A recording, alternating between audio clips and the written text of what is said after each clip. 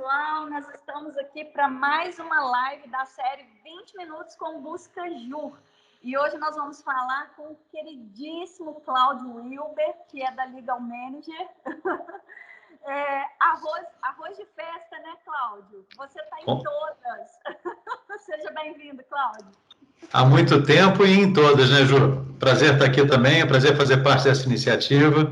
É muito bacana participar desse mercado e dessa nova iniciativa de compartilhar esse conhecimento todo de prestadores de serviço desse mercado jurídico, é uma coisa que fica tão pontual em fenalós da vida, né? A gente tem aquele um momento no ano e é bacana ter uma alternativa ao longo do ano, né? Em que os escritórios que estão se montando ou estão procurando uma coisa conseguem ter esse acervo, né, ter esse diretório de prestadores de serviço que podem ajudá-los. Legal, Cláudio. Então, como eu já tinha comentado aqui, a gente já se conhece há muitos anos, né? Há muitas penalós atrás. Né? Então, Cláudio, que você começasse contando para a gente, porque realmente você viveu toda a transformação do mercado jurídico em termos de tecnologia. O Legal Manager, ele estava lá desde o início, né? Então, eu queria muito que você contasse um pouquinho para a gente sobre a transformação, sobre a participação do Legal Manager desde o início disso tudo aí, dessa parte de gestão legal, que eu acho que quando vocês começaram, isso ainda era uma coisa super incipiente, né? Perfeito. Não, e você tem toda razão, a gente tá lá desde o início, né? A gente pegou uma onda muito no comecinho dessa gestão legal, dessa parte da administração legal, né, de você ter escritórios pequenos de uma maneira, gerenciados de uma maneira muito profissional. Isso tem muito a ver com o papel que o Legal Manager teve, né, naquele momento em que você sai de um mercado em que os escritórios estavam ficando cada vez maiores, né, você sai de um momento, e aí a gente está falando do final dos anos 90, início dos anos 2000, em que você tem os escritórios ficando cada vez maiores, aquela década áurea de fusões e aquisições, dinheiro internacional entrando no Brasil a rodo, e escritórios como Demarest, Tosini, Pero Neto, ficando cada vez maiores, vários passando de 1.000 pessoas, né, que era uma coisa assim, sobrenatural naquele período, surreal naquele período, e chega um momento em que essa década começa a dar sinal de enfraquecimento, né? Principalmente se você pegar os anos, sem entrar em mérito político, mas aquele ano pré-Lula e o primeiro ano do Lula, né, especificamente naquela dobradinha ali 2003, 2004, em que você tem o mercado se segurando um pouquinho. E no momento que o mercado se segura, os escritórios grandes começam a esfarelar, né? Eles começam a pulverizar e você começa a ter uma perda de escritórios, de cabeças de sócios e advogados sêniores que não tem mais para onde crescer, porque os escritórios pararam de crescer e aquele advogado que estava no momento dele de virar sócio, de aumentar o percentual dele dentro da sociedade, ele começa a não ter o espaço para ter esse passo grande. E aí ele resolve sair e montar um escritóriozinho dele pequeno, menor, mas eventualmente mais produtivo ou mais rentável, e ele leva a pirâmide inteira com ele. Ele leva o advogado sênior, os 2 júniores, os 3 estagiários, a secretária, e monta o seu escritório de 10, 15 pessoas.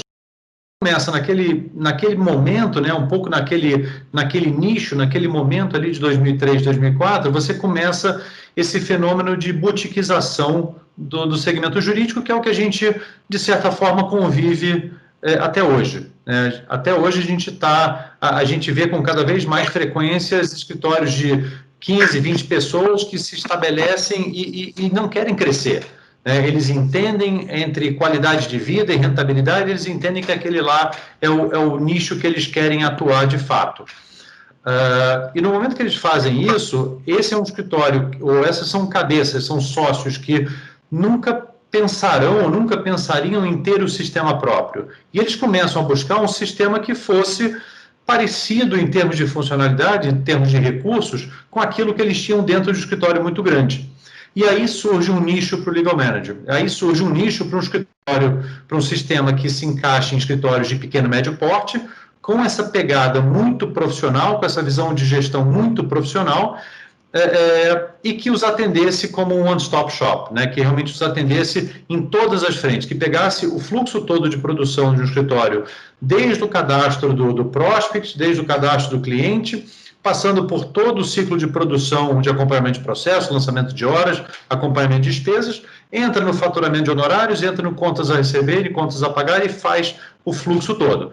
Naquela época, se a gente voltar a 2004 ainda, gestão de pastas físicas era uma coisa super útil. Está lá no sistema até hoje. Hoje ninguém faz mais isso, né? A gente está cada vez mais digital e querendo cada vez menos papel, mas isso está lá. Então, a gente foi trazendo aquilo que era necessário para um escritório de advocacia naquele momento e a gente veio adaptando isso, ouvindo esses nossos clientes o tempo todo. Eu brinco que a nossa criatividade enquanto desenvolvedores, a nossa criatividade acabou ali por volta de 2006, 2007, né, do que a gente poderia colocar no sistema, e de lá para cá a gente tem essa retroalimentação dos próprios escritórios que são atendidos pelo Legal Manager, que ficam o tempo todo sugerindo novidades. Assim, olha, agora está aparecendo isso, agora tem isso, agora por que vocês não consideram isso? Poxa, aqui seria melhor se fosse assim. Então, obviamente, o sistema não tem mais a cara do que ele tinha em 2004, ele é, assim, algumas dezenas de vezes mais robusto e mais completo do que ele era lá atrás, mas sempre ouvindo os nossos clientes e ouvindo o mercado, né? Tendências que a gente vai observando e mudanças de natureza financeira, de natureza contábil, de natureza tecnológica mesmo, né, que a gente veio adaptando e trazendo para dentro do sistema o tempo todo. Coisas pontuais como mudança de conceito de tributação. Até 10 anos atrás, aplicava-se um conceito de retenção de impostos na nota, né, ou retidos na fonte, de forma cumulativa, até 5 mil. Então, você emitia uma nota que tinha 2 mil, você só retinha em R. Aí, mais 2 mil, você retinha em R também. Aí, outros 2 mil, você tinha que reter o IR daquela nota e mais o retroativo das outras, né? De uma hora para outra mudou a regra, passou a ser o 215 como ponto de quebra, nota a nota. Ok, a gente muda no sistema e aplica de volta para o grupo todo. Então, e aí mudança de, o boleto antigamente era contra apresentação, agora o boleto tem que ser registrado, então adapta-se isso novamente.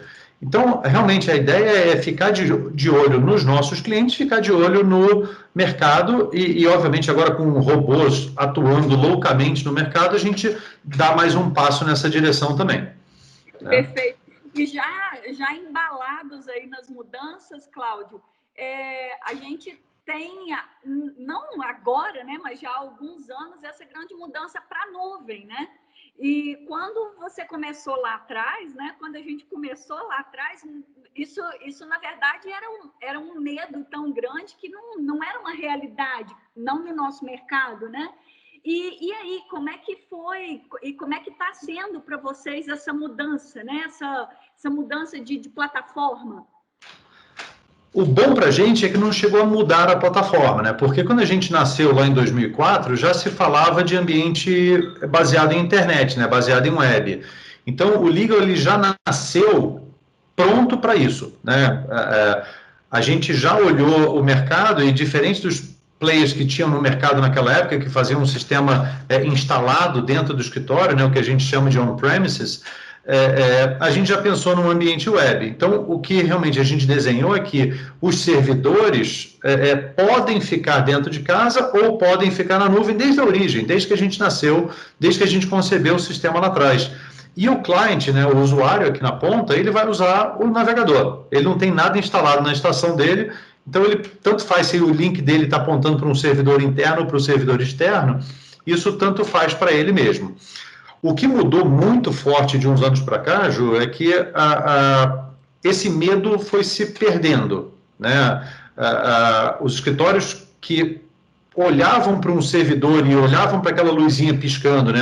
E se sentiam seguros em ver aquela luzinha piscando dentro de casa, eles começaram a perceber aquilo como um custo de reposição, de peça que quebra, de insegurança, de você não estar acessando isso de qualquer lugar. E do ponto de vista de telecomunicações, a gente não tinha como garantir qualidade.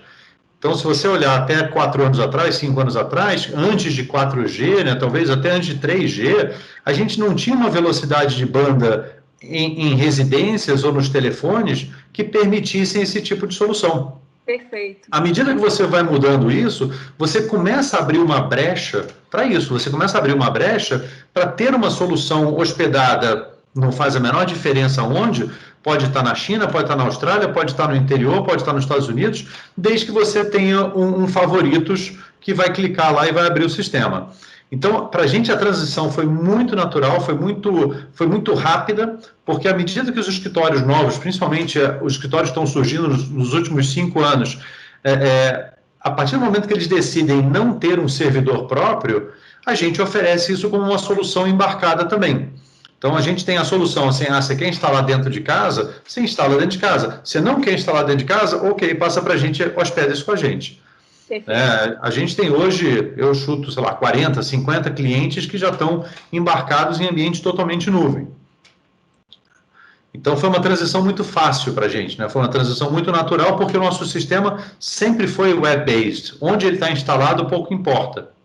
Perfeito. Eu acho que essa talvez, essa cultura de vocês, né, de estarem sempre olhando para o futuro e não simplesmente resolvendo o problema do presente, acho que sempre foi um grande diferencial da Legal Manager. Pelo menos assim, eu que também estou no mercado há tanto tempo quanto você, pelo menos nessa área, sempre foi algo que impactou muito no mercado, a maneira que o Legal Manager, vocês da Legal Manager, né, sempre encararam as coisas, mas olhando para o futuro também, né, resolvendo agora e olhando para o futuro, porque em 2004, os softwares, pelo menos todos os que eu me lembro que existiam naquela época, eram todos desktop, né, então assim, a base deles era desktop. Sem dúvida, sem dúvida.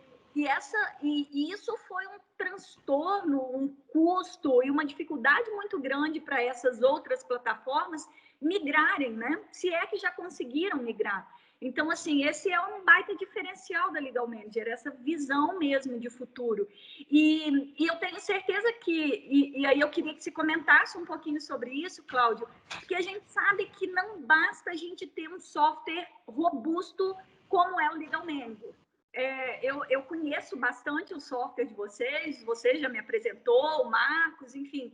É um software fenomenal, mas isso não basta.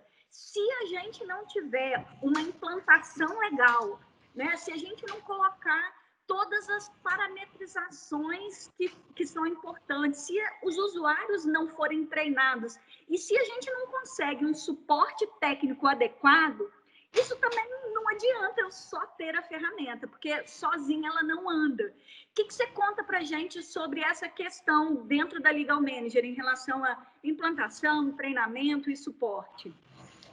Isso é vital, eu concordo, assino embaixo no que você falou, isso é vital para a gente ter certeza que a ferramenta é bem entendida e bem absorvida dentro do escritório.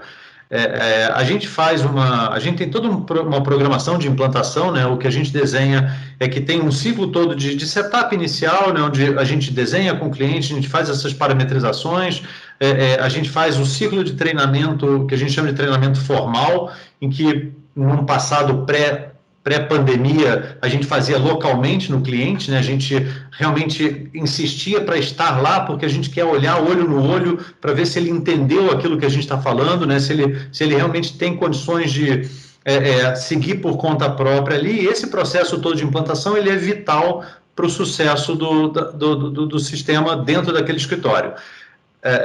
E o que a gente começa a fazer depois disso, depois que passa o fluxo de implantação, transferir essa bola para o suporte, que é quem vai tocar o dia a dia dali para frente. E realmente, aí a gente tem todo o trabalho com a nossa equipe de retaguarda, de orientá-los, de treiná-los, de contar para cada um deles quais são as especificidades que aquele eventualmente escritório tenha, porque para não ficar uma coisa de maluco, né? O cara liga para lá, para o suporte, eu mando um e-mail e o atendente não sabe exatamente do que ele está falando, porque a parametrização do escritório A pode ser um pouquinho diferente do escritório B. E mais do que isso, a gente começou de um ano para cá, a gente começou a nossa universidade corporativa, né? A gente começou os nossos ciclos de treinamento, o nosso centro de treinamento, que a gente começou a fazer as reciclagens. E era onde a gente estava percebendo, Juliana, que a gente tinha um gap muito grande. Porque o que acontecia? O escritório que está com a gente há 2 anos, há 3 anos, é um escritório que a gente ainda está muito próximo. A gente está muito próximo na linha do treinamento que acabou de ser feito, ou no suporte que está recorrente. Quando o escritório começa a ter 5 anos de relacionamento com a gente, ou 10 anos de relacionamento, ou 15 anos, como os mais antigos, corta-se o cordão umbilical quase que integralmente, né, porque o sistema está estável, todo mundo lá sabe usar, e a gente perde a oportunidade de treinar as pessoas novas. A transferência de conhecimento acaba sendo um boca a boca, o que é ruim para a gente, né, porque os vícios vão se perpetuando dentro do escritório. Porque o Zezinho aprendeu com o Mariozinho, que aprendeu com a Mariazinha, que aprendeu com o Pedrinho, e o Pedrinho entendeu errado 4 anos atrás. Né? E danoso, porque ele pegou de alguém que foi embora e ele meio que pegou nas coxas, e a gente perde uma oportunidade da gente contar para eles como o sistema foi preparado para trabalhar. E mais do que isso, a gente percebeu que as novidades, né, como eu falei no início, a gente está o tempo todo trazendo novidades e manda releases, mas esses releases não chegam na ponta. Não adianta a gente mandar um e-mail lindo para todo mundo, ou colocar no LinkedIn, ou colocar no Facebook, porque o release em si, né, o que mudou de uma versão para outra, não chega na ponta. Então, a gente começou a convidar os escritórios todos, e a pandemia, nesse sentido, facilitou muito a nossa vida, porque a gente abriu salas de Webex, ou salas de Teams com 50 pessoas e 100 pessoas, de vários escritórios, porque eu não estou contando como que o escritório A, B ou C deveriam funcionar. Eu estou contando como o Legal Manager deveria funcionar. Tá? Então, uma pessoa que entra agora, uma pessoa que é contratada pelo escritório, um advogado que é contratado, uma pessoa do financeiro que é contratada, um administrador que é substituído, ele entra nos treinamentos corporativos sem custo nenhum, e a gente vai levando, com isso a gente consegue ir levando muito mais gente, passando muito mais gente pelos treinamentos. A gente já teve, nesse período de pandemia, a gente já teve mais de 3.000 pessoas passando pelos nossos treinamentos, né? Em toda quarta-feira tem treinamento, e isso está garantindo, isso está dando uma segurança para a turma, né? Tá dando uma segurança para o usuário que está entrando agora, muito grande, porque a gente passa conhecimento novo. Ele pode estar usando dentro do sistema, mas a gente contando, ele está dizendo assim, pô, mas isso a gente não usa no escritório, ninguém me contou isso. Eu não sabia que era assim. Tá bom, então volta lá para o teu escritório e conta para as pessoas com quem você trabalha que o sistema faz isso agora. Legal. E aí tem um monte, tem dezenas de itens que a gente é surpreendido o tempo todo, né? Por mais que a gente atualize a versão do cliente, se o cliente já está muito focado, já tem um caminho muito certinho, ele acaba seguindo aquele caminho muito certinho e ele nem olha para os lados. Módulos novos, às vezes, são absolutamente ignorados. Às vezes, módulos inteiros, né? Um módulo de acompanhamento de propostas, um embriãozinho de um CRM, um módulo de valores processuais atualizados no tempo. Isso tudo, às vezes, se perde, porque ninguém sabe. O escritório continua fazendo na mão, porque 10 anos atrás isso não existia. E ele continua fazendo na planilha. Cláudio, daria para a gente ficar aqui pelo menos mais alguns 20 minutos com você. Fácil.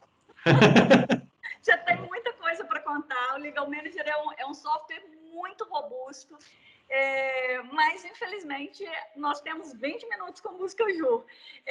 Gostaria que você concluísse, mas antes, muitíssimo obrigada por fazer parte do projeto da live 20 Minutos com Busca Ju, mas principalmente por acreditar no Busca Ju, né, por ser nosso parceiro, por estar lá com o Legal Manager e o Legal Manager para departamentos jurídicos também, que nós vamos conversar sobre ele na sexta, né? Bom.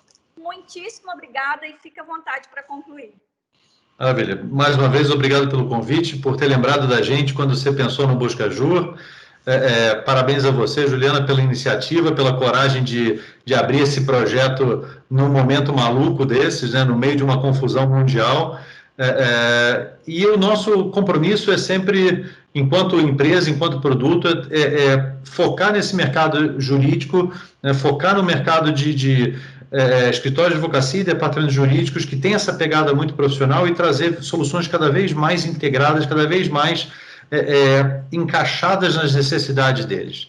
A gente está numa evolução constante, né? Isso aqui é uma bola de neve que não para, é uma bola de neve que a gente não pode deixar parar, e é um prazer atuar nesse mercado de tecnologia jurídica, como, assim, me sinto um garoto de novo, olhando 15 anos para trás e continuo com o mesmo ânimo que eu tinha lá atrás.